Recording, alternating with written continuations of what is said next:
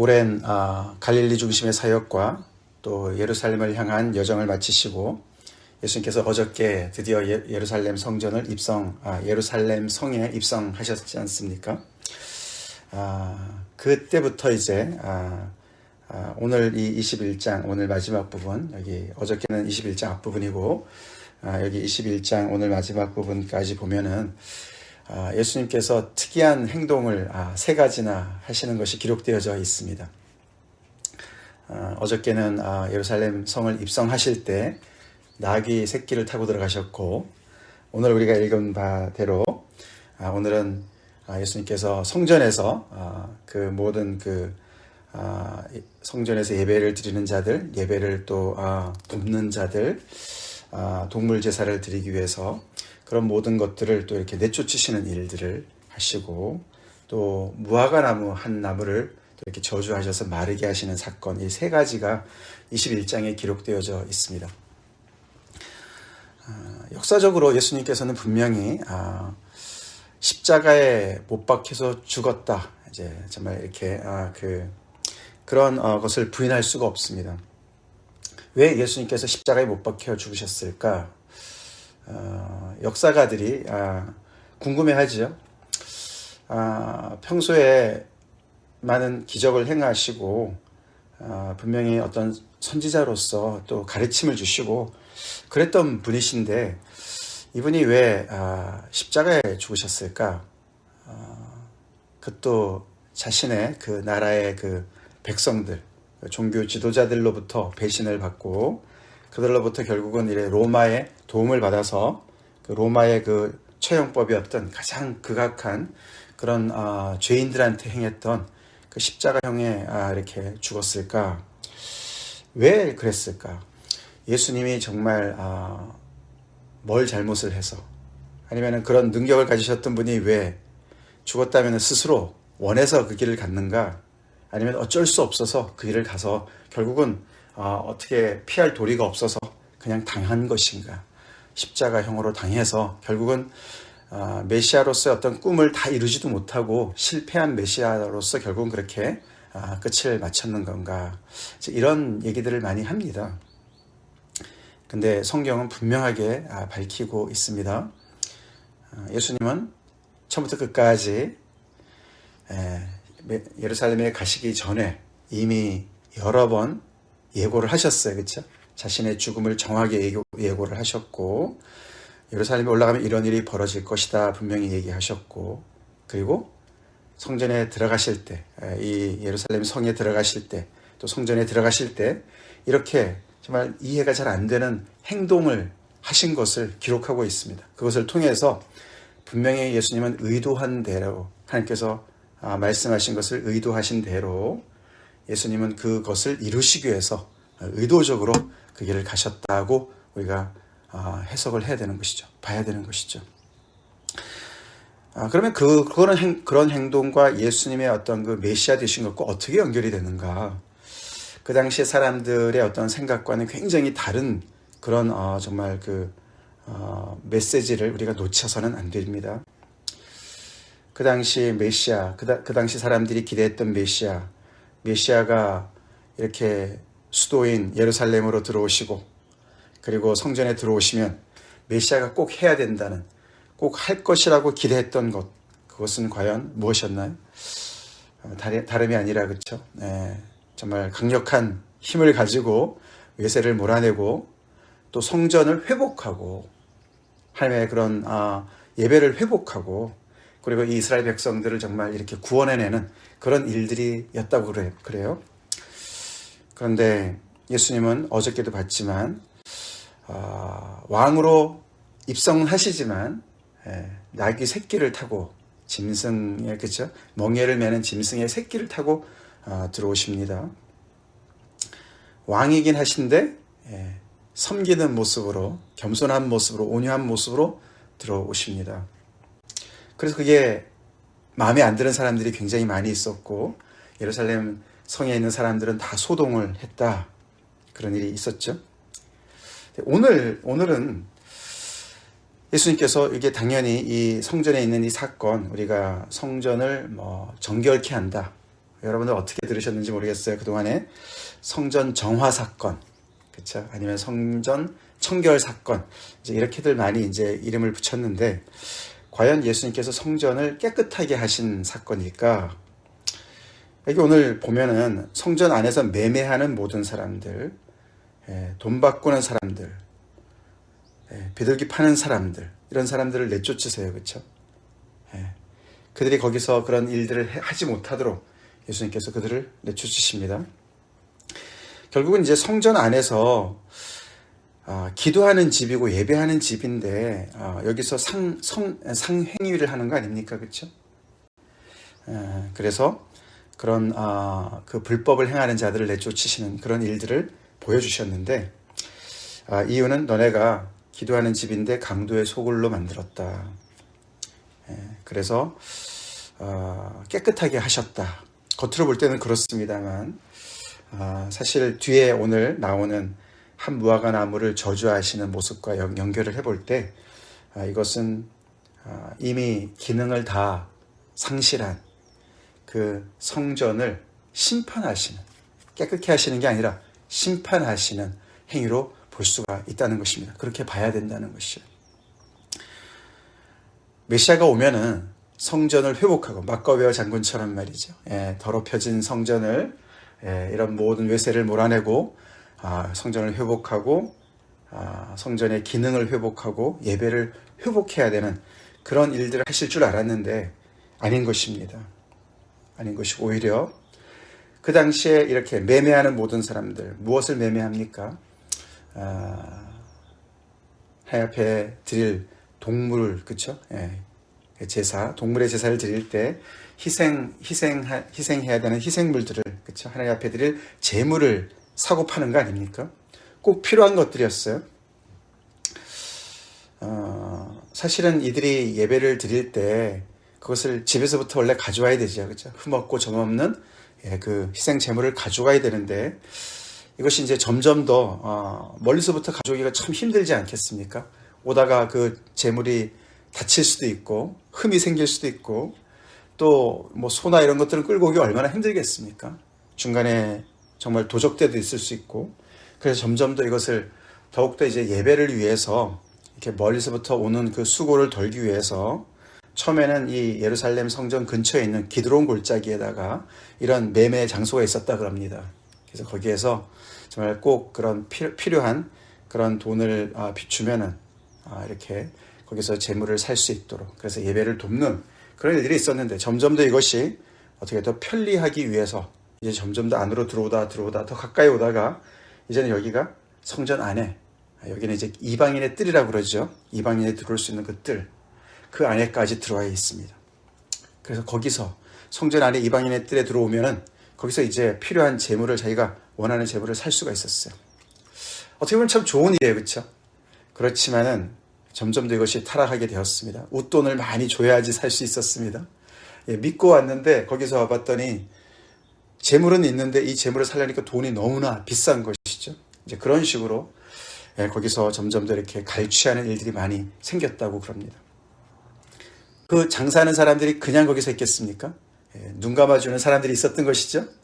거기에 대제사장들과 서기관들과 위에 사람들이 눈 감아주죠. 눈 감아주면서 어떻게 해요? 뒤로 돈을 착복했습니다. 그래서 이 이방인들도 당연히 거기 하나님 앞에 나와서 기도하고 예배하라고, 하나님 앞에 나오라고 그렇게 세워진 공간이 이제는 장사하는 사람들로서, 그래서 이방인들이 기도할 수 없는, 예배할 수 없는, 그렇게 방해하는 그런 장소로 타락한 것입니다. 강도의 소굴이 되었다. 거기서 그냥 강도짓만 하는 것이 아니라 강도의 은신처가 되었다, 그런 뜻 아닙니까? 그렇죠? 강도의 은신처가 되었어요. 그래서 그 당시에 성전이 가장 거룩한 장소가 되어야 되는데 가장 타락한 장소가 되었다고 합니다. 어떻게 보면 악의 축이 되었다, 그렇게 표현을 할 수가 있다고 그래요. 그래서 예수님께서 매매하는 모든 사람을 내쫓으시고, 돈 바꾸는 사람들은 거기 와서 성전세를 내야 되는 사람들이 그 당시에 유통되었던 이방인의 그런 화폐로는 낼 수가 없고, 세겔이라고 이 성전에서 쓰는 통용되는 동전으로 바꿔야만 했다고 그래요. 그래서 그런 것들을 또 도와주는 사람들, 비둘기도 희생 제물 중에 하나니까 이런 모든 것들을 둘러 엎으시고 내쫓으심으로 말미암아 잠깐이라도 예배가 중단되도록 거기에 영향을 미친 사건을 이렇게 우리가 보는 것입니다. 그래서 예수님은 여기서 그냥 성전을 깨끗게 하신 것이 아니라 이 예루살렘 성전, 타락한 성전, 강도의 소굴이 된 성전, 더 이상 기도를 방해하고 예배를 방해하는 성전을 심판하시는 그런 모습으로 오신 것이에요.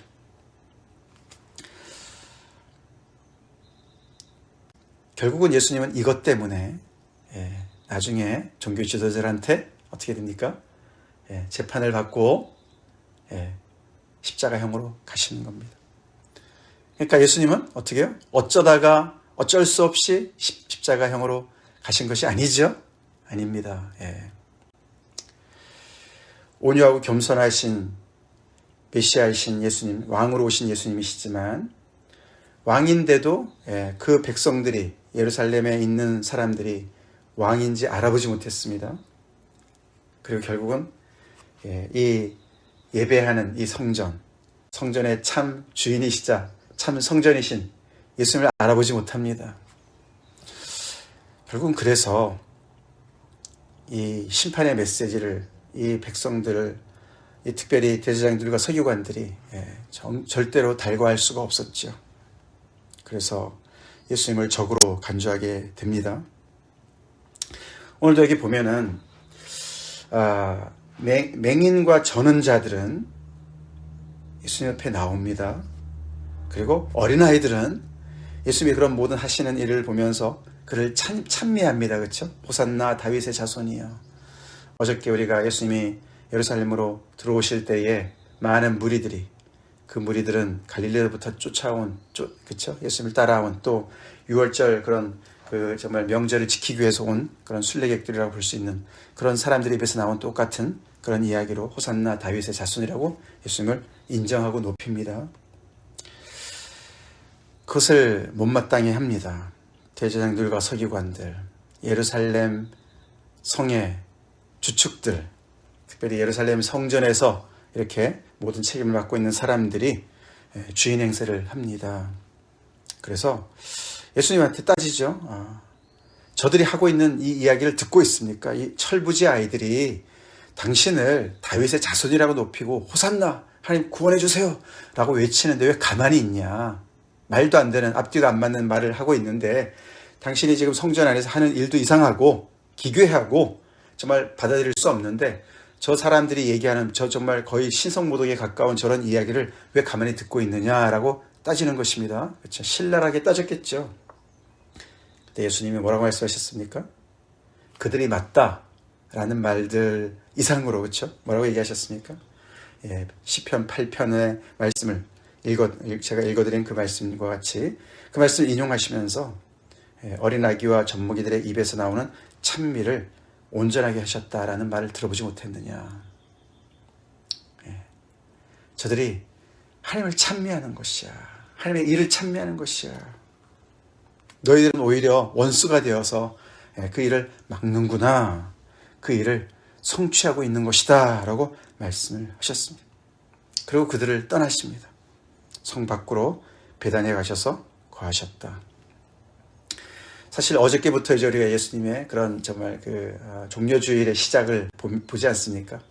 그 주간에 예수님께서 금요일에 돌아가시지 않습니까? 이제 며칠 안 남은 그런 상황이죠. 성 밖으로 나가셔서 베다니에 가서 그날 유숙하셨다. 계속해서 마태는 너희가 돌이켜 어린아이가 되지 아니하면 천국에 들어갈 수 없다 라고 말씀해 왔습니다. 그랬죠. 예수님이 계시는 그곳에 나오는 사람들이 있고 예수님을 높이는 사람들이 다 어린아이와 젖먹이와 같은 아이들인 것이죠. 자신의 신체적인 문제 때문에, 결함 때문에 갈급해서 주님 앞에 도움을 요청하는 사람들. 사실 이런 사람들은 성전에 들어올 수 없는, 자격이 없는 사람들이었습니다. 그렇죠? 결격 사유가 있는 사람들이었습니다. 근데 이제 이 사람들은 예수님 앞에 나와서 회복이 됩니다. 그리고 어린아이들은 이렇게 기도하는 집이 강도의 소굴로 바뀌었는데 너무나 시끄럽고 분주하고 뭐 북적거리긴 하는데 참된 예배가 상실된 그곳에서 호산나 다윗의 자손이여 찬미를 합니다. 기도와 찬양이 회복이 되는 것을 또 이렇게 동시에 보여주고 있습니다. 그림자죠. 또 다른 엄청난 그림자가 바로 예수님께서 그 다음날 아침에 일찍이 성전으로 성으로 들어오실 때 벌어졌습니다. 이것이 사실 기록된 예수님의 그 기적 중에 어떻게 보면 굉장히 파괴적인 기적, 유일한 파괴적인 기적입니다. 그렇죠? 한 무화과 나무가 저주를 받습니다. 우리가 다른 공관복음에 보면은 아직 때가 되지 않았다, 열매 맺을 때가 되지 않았다 이런 기록도 나오는데 잎사귀만 무성한 이 한 무화과 나무에 가서 시장하셔서 열매를 구했는데 열매가 없어서 예수님께서 이제부터 영원토록 열매를 맺지 못할 것이다. 예수님이 사탄이 광야에서 시험할 때 이 돌들로 떡이 되게 해라 그렇게 했어요. 그렇죠? 예수님이 시장하셨으면 돌을 떡으로 만드셔서 드셔도 될 것 같은데 그렇죠? 여기서는 근데 어떻게 한 무화과 나무를 이렇게 저주를 하세요? 그래서 이것을 그냥 우리가 읽으면 정말 이해가 안 됩니다. 당연히 이것은 어떻게 해요? 메시지를 담은 상징적인 행동이었습니다. 행동이었어요. 한 무화과 나무를 희생시키시지만 결국은 그것을 통해서 너무나도 화려하고 무성한, 잎만 무성한 그렇게 보이는 이 예루살렘 성전, 이 성전이 곧 이제 이렇게 정말 말라버리고 망해버리고 무너질 것을 말씀하고 계시는 것입니다. 예수님은 그렇게 말씀하지 않으셨습니다. 그렇죠? 우리가 예레미야 잘 알지 않습니까? 그렇죠? 예레미야가 그 망해가는 그 예루살렘을 향해서 그렇죠? 이스라엘을 향해서 너네가 이것이 여호와의 성전이다. 이것이 여호와의 성전이다. 이런 거짓말을 너네가 믿지 말아라. 버젓이 살아있고 지금 계속 그 기능을 수행하고 있는 예루살렘 성전을 향해서 여호와의 전을 향해서 그 앞에서 그렇게 예레미야가 얘기를 했어요. 많은 면에서 예수님이 예레미야를 많이 닮으셨죠. 예레미야가 선지자로서 그렇죠? 하나님이 우리 편이야. 외세가 쳐들어와도 그들이 우리를 이길 수 없어. 하나님께서 우리를 지켜주실 거야. 우리에게는 성전이 있어. 그렇게 말해야 되는 거 아닙니까? 그죠? 근데 예레미야는 아니야. 하나님께서 우리를 심판하실 거야. 우리가 하나님의 대적이 되었어. 예루살렘 성전이 있다고? 아니야. 이런 거짓말 믿지 마. 이건 여호와의 전이 아니야. 하나님께서 이 예루살렘 성전을 심판하실 거야. 도둑의 소굴이 되었어. 오늘 인용하신 바로 그것이 거기에 나오는 거 아닙니까? 예레미야 7장에 나옵니다. 내 이름으로 일컬음을 받는 이 집이 너희 눈에는 도둑의 소굴로 보이느냐? 보라, 나 곧 내가 그것을 보았노라. 여호와의 말씀이니라. 그 앞에 보는 결국은 심판을 행하실 것을 이야기합니다. 그래서 예레미야를 죽이려고 그러지 않았습니까? 그 당시에 수많은 또 다른 선지자들도 있었어요. 예레미야를 핍박하고 너가 미쳤느냐? 하나님이 우리의 편이다. 하나님께서 나에게 그렇게 말씀하셨다. 이러고 싸우지 않았습니까? 이 당시에 예수님 당시에도 이 대제사장들과 서기관들, 종교 지도자들은 똑같이 그 당시에 거짓 선자들이 예레미야 때 얘기한 것처럼 똑같이 그렇게 예루살렘 성전이 있는데 하나님이 계시는데 그렇게 정말 그것을 담보로 생각하고 자기들이 어떻게 지금 하나님을 대하고 있는지, 어떻게 정말 성전을 타락시켜서 타락시킨 그 안에서 무슨 일이 벌어지고 있는지 다 알면서도 눈 감고 있는 그런 자기들이 정말 거짓 선자인 것을 정말 모르고 있는 것이죠. 그래서 결국 예수님은 이렇게 그 당시에 예루살렘 성전에 그 정말 모습을 하나님께서 심판하시는 그것을 그대로 메시지를 전하시고 그것을 행동으로 옮기시고 그리고 함부와 가남을 저주하심으로써 이런 여러 가지 메시아적인 그런 행동을 통해서 메시지를 강력하게 전하십니다. 그 일을 행하신 거예요. 그래서 죽으신 거예요. 죄악을 정면으로 맞닥뜨리시는 것이죠. 제자들이 오늘 말씀에 이 함부아가 나무 저주된 것을 저주를 받아서 마른 것을 확인하고 그렇죠.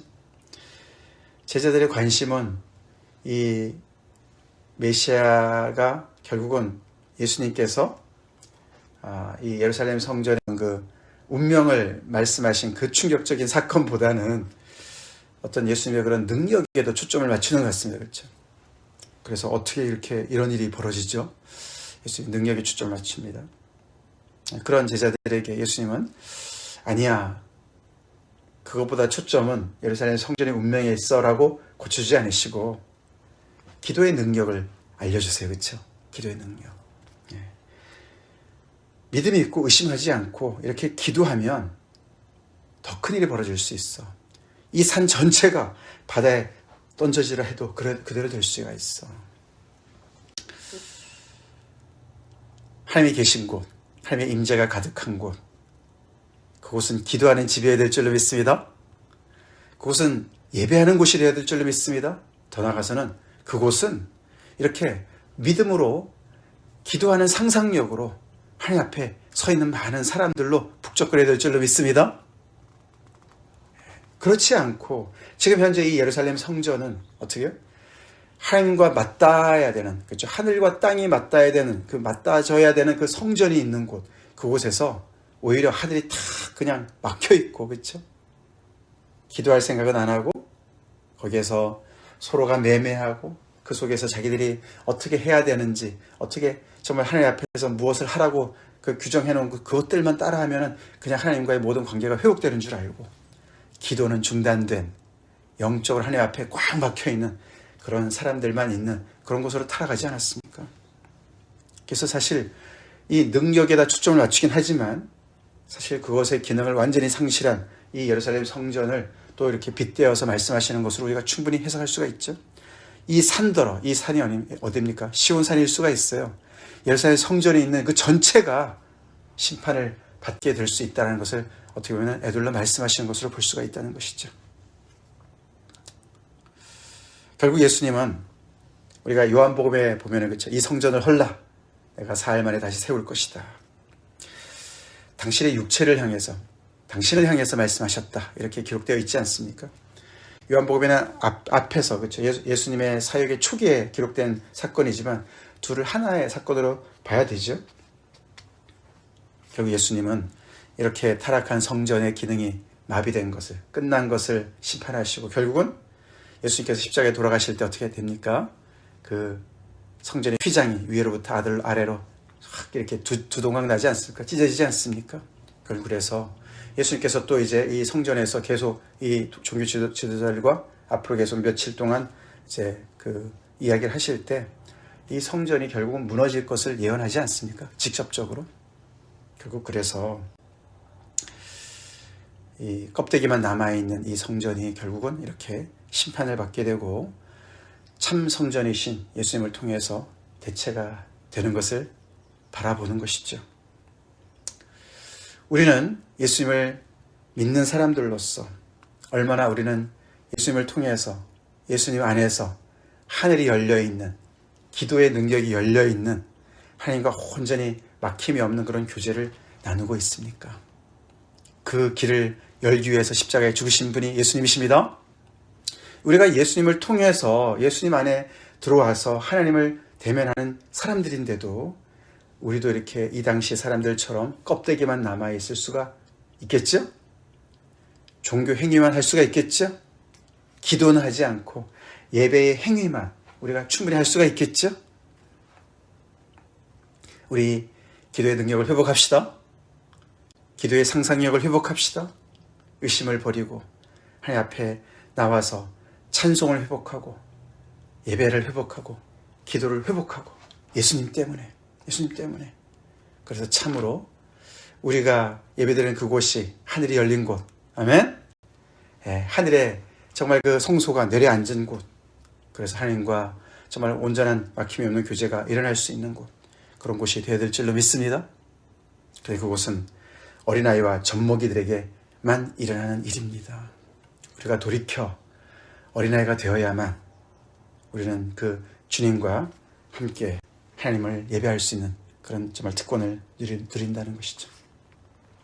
우리 자신을 돌아보며 정말 이 예루살렘 성전의 그 운명을 우리가 이렇게 역사적으로도 우리가 보지 않습니까?